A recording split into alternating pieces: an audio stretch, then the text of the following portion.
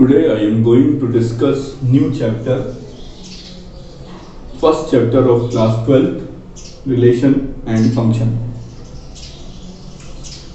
आप लोगों ने क्लास 11th में रिलेशन के बारे में पढ़ा था। मैं उसी को ही थोड़ा सा और एक्सप्लेन कर दे रहा हूँ। मैंने 11th में भी एक एग्जाम्पल के हेल्प से आपको समझाया था। लेट ए इक्वल टू एक सेट है ए, राम लक्ष्मण दशरथ का एक सेट है। Ram Lakshman Dashrath are the elements of set A and B equal to Sita Urmila Kaushalya and Kaikeyi, all the elements of set B. That is A and B are non-empty set. We can say that A and B are non-empty set. Now the Cartesian product of A cross B equal to, that is ordered pairs, set of all ordered pairs belongs to A cross B. Ram Sita, Ram Urmila, Ram Kaushalya, Ram Kaikeyi, Lakshman Sita, Lakshman Urmila, Lakshman Kaushalya, Lakshman Kaikeyi, Dashrath Sita, Dashrath Urmila, Dashrath Kaushalya and Dashrath Kaikeyi, all are the ordered pairs and the ordered pairs. A cross B is the Cartesian product of two sets. Now the concentrate the relation is husband of. ये तो आपका ए cross B आ गया, ये आपका ए cross B आ गया, लेकिन इसमें बहुत सारे रिलेशन दिख रहे हैं। इसमें पुत्र और पुत्री का रिलेशन दिख रहा है, बहुत सारे रिलेशन। मैंने इसमें जो रिलेशन देखा है वो इस हस्बैंड ऑफ का रिलेशन देखा है। तो इस हस्बैंड ऑफ में क्या होगा, एक तो आपका ये वाला पेयर आ जाएगा, एक आपका लक्ष्मण उर्मिला का पेयर आ जाएगा, एक आपका दशरथ कौशल्या का पेयर आ जाएगा और एक दशरथ कैकई का पेयर आ जाएगा। ये रिलेशन होगा आपका Ram is husband of Sita,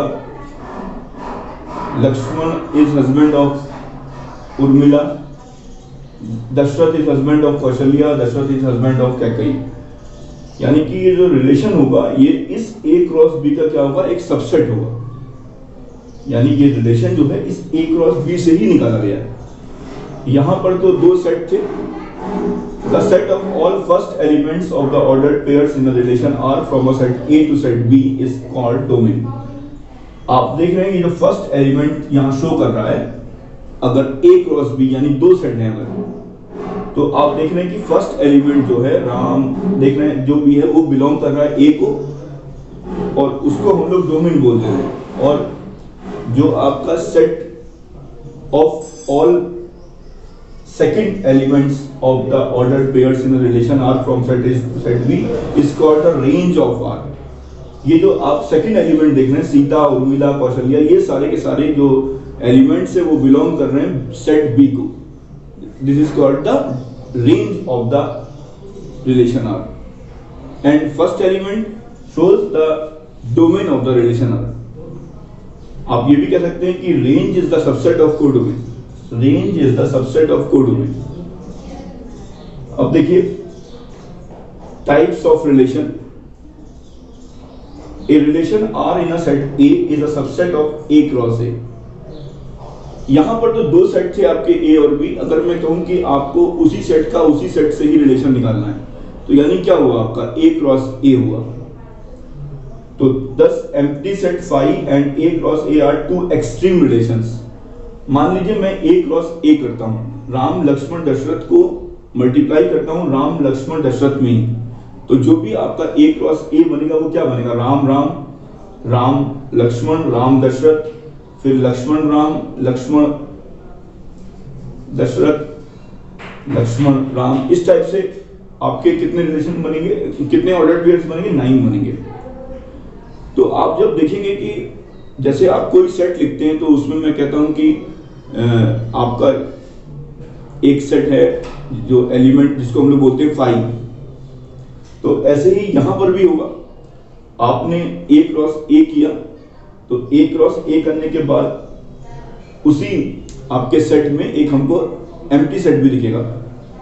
A relation R in a set A is called the empty relation if no element of A. आप देखेंगे कि किस no element of A is related to the any element of A. कोई जैसे मान लीजिए कोई एक सेट है आपका a इक्वल टू 2 3 5, तो हम लोग इसमें कहते नहीं है कि एक एलिमेंट है 5, एम्प्टी सेट बोल देते हैं। तो बिल्कुल वैसे ही यहां पर भी है, A relation R in a set A is called the empty relation if no element of A is related to any element of A. किसी भी एलिमेंट से वो रिलेट नहीं होगा। अगर कोई 5 है, अगर कोई इसमें 5 छुपा हुआ है, वो हम लोग को दिखता नहीं है। अगर कोई 5 है तो जाहिर सी बात है कि उसका किसी से भी आपका रिलेट नहीं होगा वो एलिमेंट। तो लिखा हुआ है r इक्वल टू 5 उस a क्रॉस a में, जैसे ये a क्रॉस b है, इसमें भी 5 है। अगर a क्रॉस a है तो इसमें भी कहीं ना कहीं एक एलिमेंट 5 है, या आप बोल सकते हैं कि 5 is a subset of element. तो मैं गलत बोल गया, एलिमेंट नहीं होगा, 5 is a subset of a cross a। ठीक है, तो इस टाइप से आपको काम करना है। फिर अगर a क्रॉस a करते हैं, पूरा पूरा मल्टीप्लाई करते हैं a क्रॉस a का, तो वो जो सेट होगा उसको हम लोग बोलेंगे A relation R in a set a is called the universal relation. जैसे यहां पर a क्रॉस b आपने किया तो ये पूरा एक यूनिवर्सल रिलेशन आ गया। अगर मान लीजिए आप a क्रॉस a करते हैं, मैं बात कर रहा हूं रिलेशन की, तो a क्रॉस a करते हैं तो जो भी आपका पूरा सेट आएगा वो आपका एक यूनिवर्सल रिलेशन होगा। यहां पर तो खैर a क्रॉस b हमने किया है पूरा। अगर आप a क्रॉस a करते हैं तो वहां पर जो भी a क्रॉस a आएगा पूरा आपका, जैसे मान लीजिए राम लक्ष्मण दशरथ का, राम लक्ष्मण दशरथ के साथ ही आप कार्टेशियन प्रोडक्ट कर रहे हैं a क्रॉस a का, तो जो भी सेट बनेगा उसको हम लोग यूनिवर्सल रिलेशन बोल देंगे। और उसी में ही हमारा एक एम्प्टी रिलेशन भी होगा। उसमें मतलब कोई एक एलिमेंट जो, उसमें कोई भी ऐसा एलिमेंट नहीं होगा जो उसमें किसी भी एलिमेंट से रिलेट कर रहा होगा।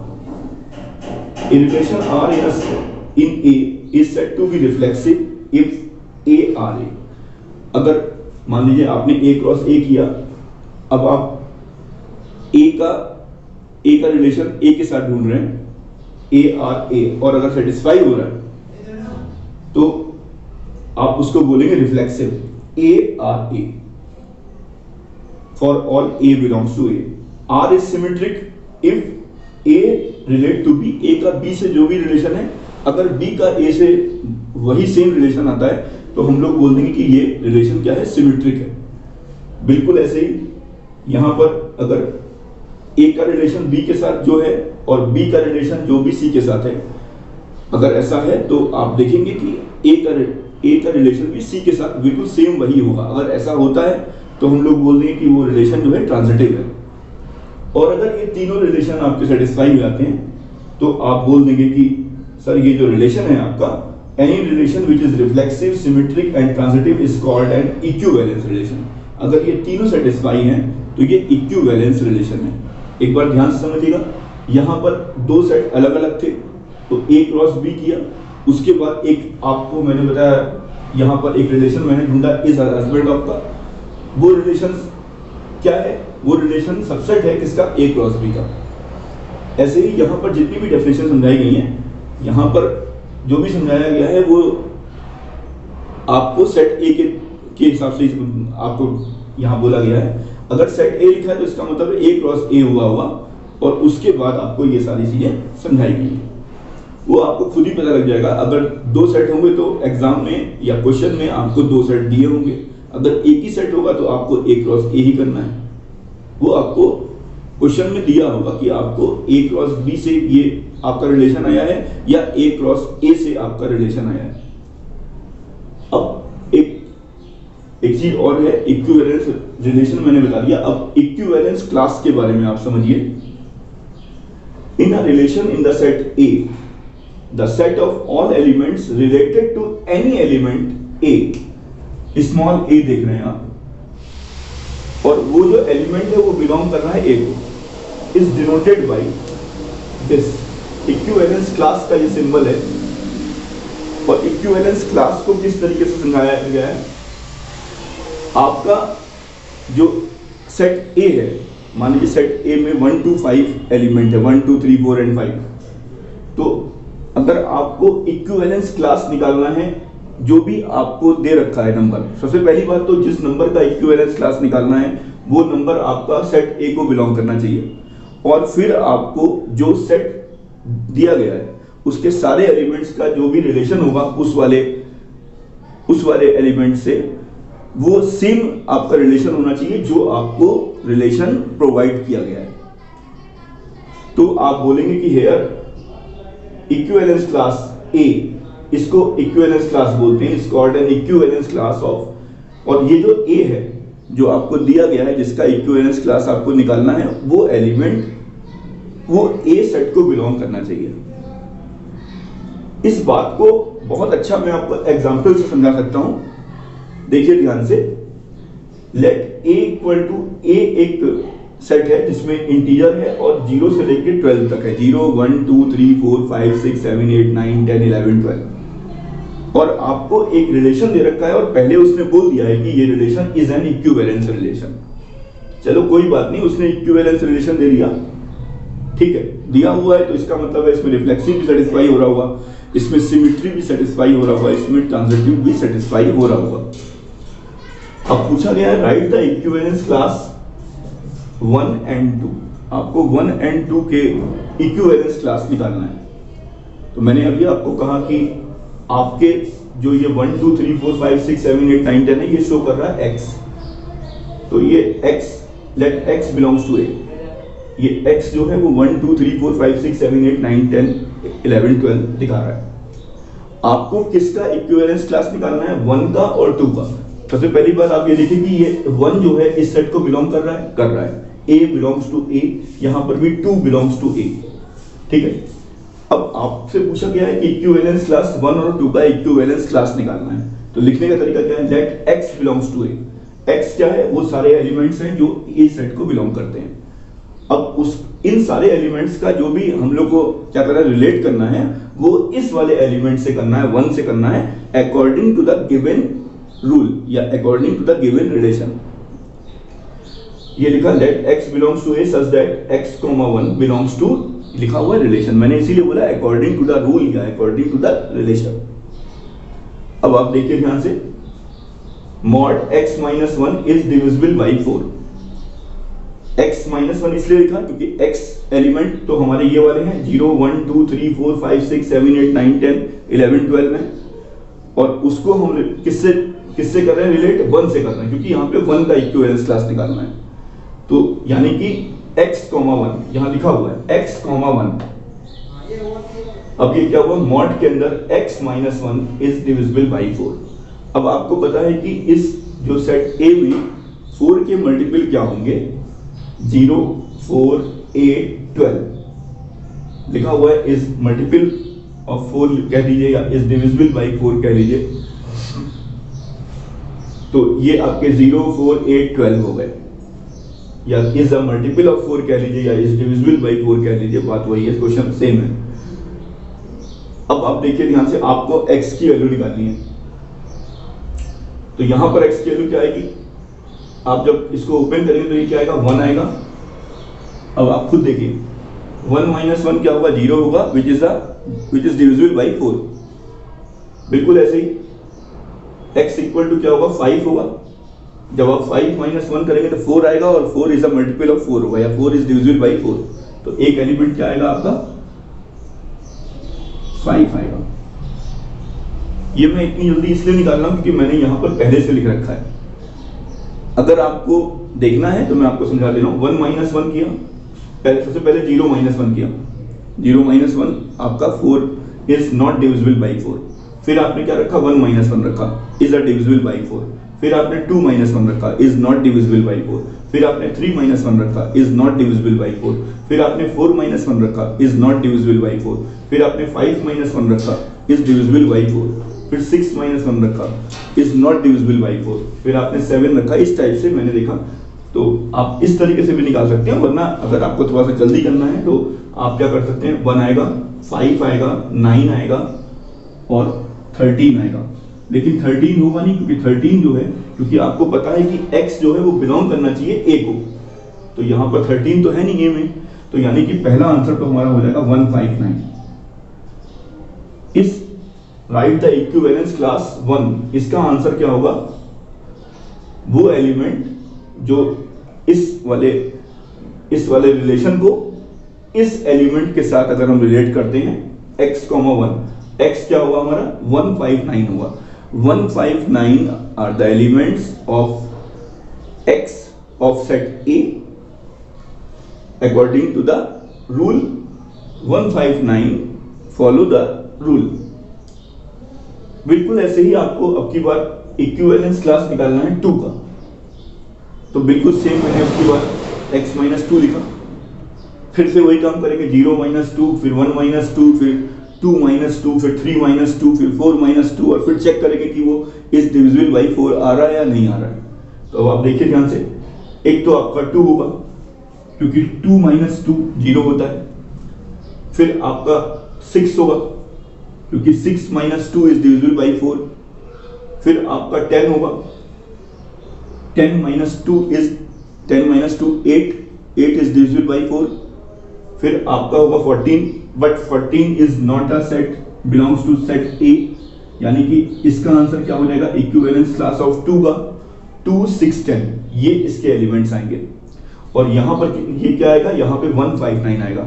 अगर इक्विवेलेंस क्लास 1 के बारे में बात करते हैं तो वो जो सेट होगा, जो x होगा, वो 159 होगा, और अगर आपको इक्विवेलेंस क्लास ऑफ 2 निकालना है तो वो सेट क्या होगा? 2, 6, 10 होगा। बहुत ध्यान से आपको काम करना है। नेक्स्ट क्वेश्चन देखिए, ये तो बात हुई थी सेट की, अब दूसरा क्वेश्चन भी बिल्कुल वैसा ही है, लेकिन अब की बार वो आपको ऑर्डर्ड पेयर के फॉर्म में आपको दे रखा है। Let a = 1, 2, 3 and so on and up to 9। आपको एक सेट दे रखा है, जैसे यहां पर आपको दे रखा था 1 to 12, यहां पे 1 to 9 दे रखा है। वहां पर भी आपको एक रिलेशन दे रखा था, यहां पर वो रिलेशन जो है ऑर्डर्ड पेयर के फॉर्म में है।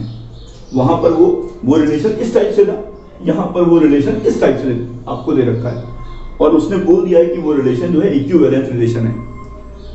ABRCD if A + D = B + C, आपको एक रिलेशन दे रखा है, पहले से ही उसने बता दिया कि इक्विवेलेंट रिलेशन है, तो आपको प्रूफ करने की जरूरत नहीं है। For A, B, C, D in A cross A find the equivalence class of. अभी तक आप देख रहे थे कि इक्विवेलेंस क्लास आ रहा था, आपको 1 का 2 का पूछा था। अब की बार उसने इक्विवेलेंस क्लास पूछा है ऑर्डर्ड फॉर्म में, इक्विवेलेंस क्लास 2,5। समझ लीजिए 2,5 जो है एक तरीके से ये आपको दिखा रहा है A, ठीक है। तो अब मैंने क्या काम किया, मैंने उस इक्विवेलेंस क्लास को, ये जो 2,5 है, ये समझ लीजिए यहां पर आपका A दिखा रहा है, इसीलिए मैंने इसको बाद में रखा। देखिए यहां पे लिखा x, A, तो यानी ये वाला जो A है ये आपका 2,5 को शो कर रहा है, ये आपका अकॉर्डिंग टू डेफिनेशन ये आपका A शो कर रहा है। और जो आपका x है, वो मैंने वो एलिमेंट मान लिया A, B belongs to A cross A। जब आपने A क्रॉस A किया तो उसमें जो ऑर्डर्ड पेयर आया A, B जो है वो जाहिर सी बात है A, B, C, D ये सब बिलोंग करेंगे A क्रॉस A को। तो इस टाइप से आपको अब क्या करना है, जैसे यहां पर आपको x, 1 आपने निकाला था या x, A निकाला था, अब की बार हमें क्या काम करना है, A, B relate C, D, और वो जो C, D है वो 2,5 है। ये जो आपका A दिखा रहा है यहाँ पे स्मॉल a, ये हमारा 2,5 है, और ये जो x है समझ लीजिए ये A, B दिया हुआ है। ये वाला क्वेश्चन आपका ऑर्डर्ड पेयर के फॉर्म में पूछा गया है, और ये वाला क्वेश्चन सिंपल पूछा गया था। अब आपने लिखा है ऐसे करके। अब आपको पता है A, B और C, D का जो रिलेशन होता है वो क्या दिया हुआ है, A + D = B + C, ये आपको दिया हुआ है। आपको पता है कि इसका रिलेशन क्या है, A + D = B + C। अब आप एलिमेंट को रखिए, क्योंकि आपको पता है कि A और B जो भी एलिमेंट्स हैं, जो भी एलिमेंट्स ऑर्डर्ड पेयर के आ रहे हैं वो सबके सब A क्रॉस A या A सेट को बिलोंग करने चाहिए। अब मैंने सबसे पहले रखा A की वैल्यू 1। अब अगर A की वैल्यू 1 रखी तो 1 + 5 हुआ 6, तो यहां पर B क्या होना चाहिए, 4 होना चाहिए, तभी तो ये 1 + 5 और 4 + 2 होगा। अब आपने रखा ये 2। अब अगर आपने यहाँ पे 2 रखा तो 2 + 5 क्या होगा 7। अब देखो ध्यान से, अब देखिए यहाँ पे रखा 2 आपने, तो 2 + 5 7 हो गया, तो यहाँ पर क्या आएगा आपका 5 आएगा। अगर आपने 2 रखा तो यहाँ क्या आएगा 5 आएगा। फिर आपने अगर यहाँ 3 रखा तो क्या आएगा 8, तो यहाँ पे पक्का ये b क्या होगा 6 होगा।